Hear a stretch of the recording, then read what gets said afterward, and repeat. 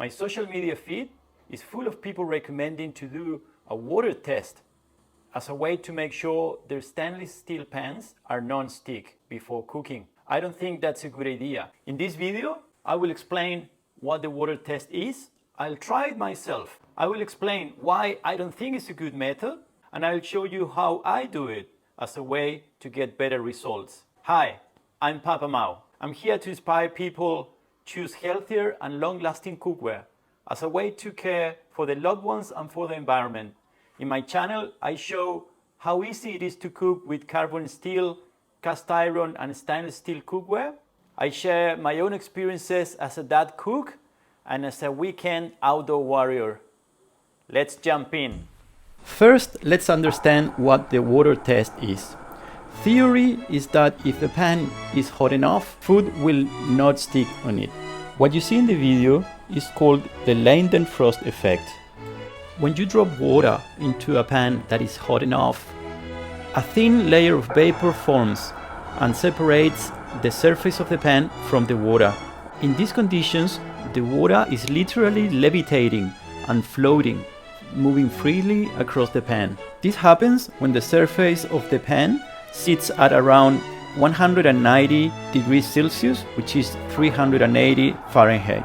People in social media are using this point as a reference and suggest that this is the perfect time to add your food into the pan.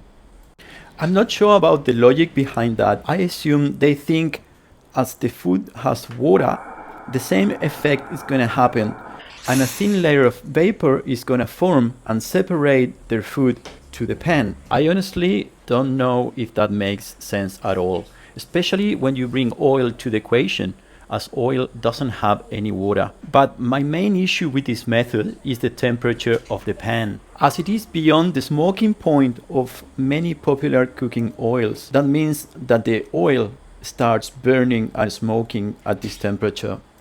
Okay, enough of nerdy stuff. Let's get cooking. Let's see if we are getting there. Oh wow, look at that. All right, that's the dancing water. I got grilled in my last video with the amount of oil I was using for my eggs. So I'm gonna put only a spoon of, see how it started. I'm in low heat here, okay? See how it started smoking? Like crazy, okay? There you go.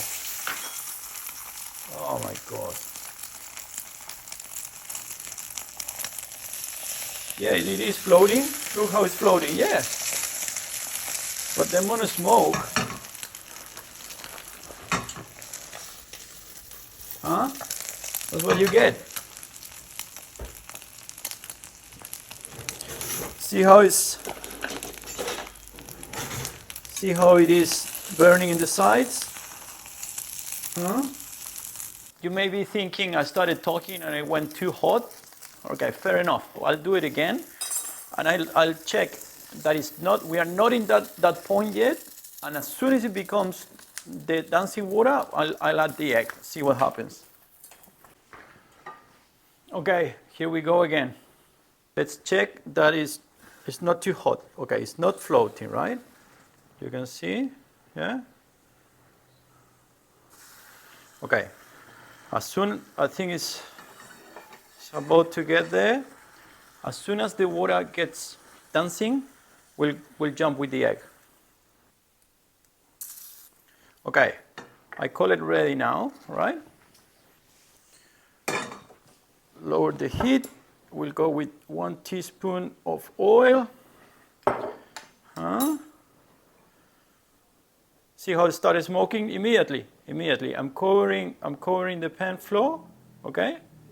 See that smoke again, and splatters everywhere. And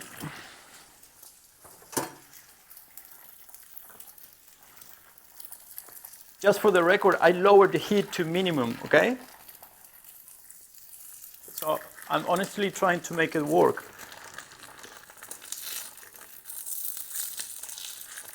It's a little bit burning the sides already.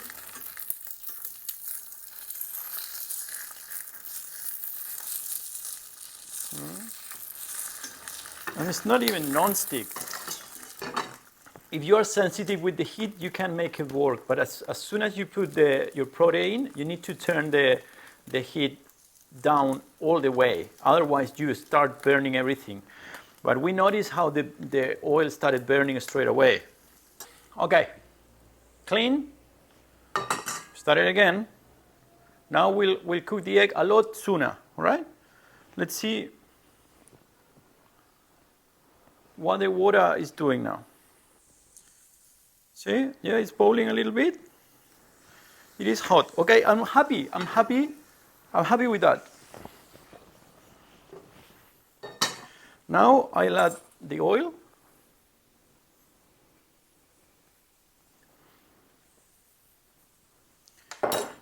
Not burning. For the oil, I just want to cover the floor and the walls. A little bit of the walls. So all the surfaces where our egg is likely to be in contact with, okay? So now, happy with that, we'll put the oil, the egg, okay? A lot gentler, right? Look at that. No smoke, nothing is burning. Please subscribe to my dad's channel. About the reference points.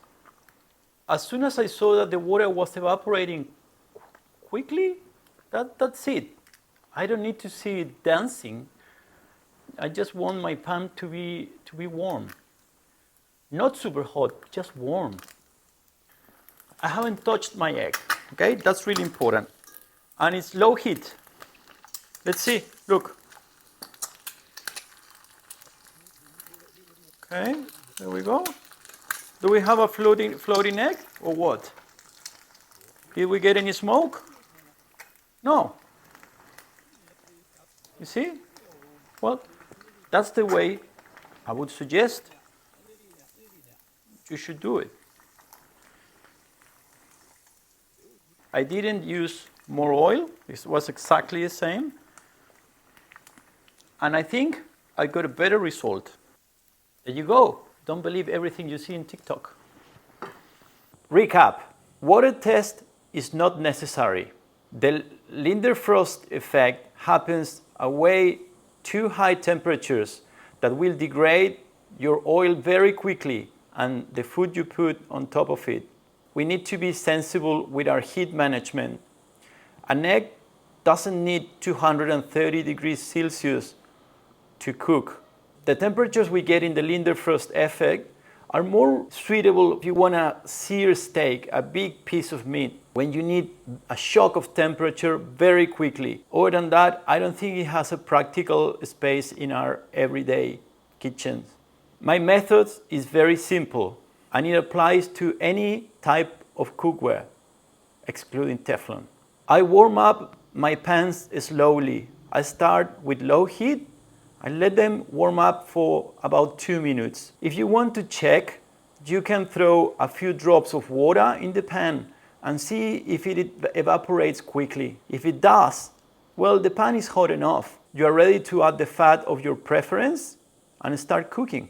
Once you put your protein, once you put your food in the pan, don't touch it. This is super important. Don't touch it for about 2 or 3 minutes. The food will stick to the pan at the beginning and then gradually start lifting, and you will have non-stick properties and enjoy a really easygoing cooking. Try it yourself and let me know how you go. All the best, and I hope this was useful. See you in the next one.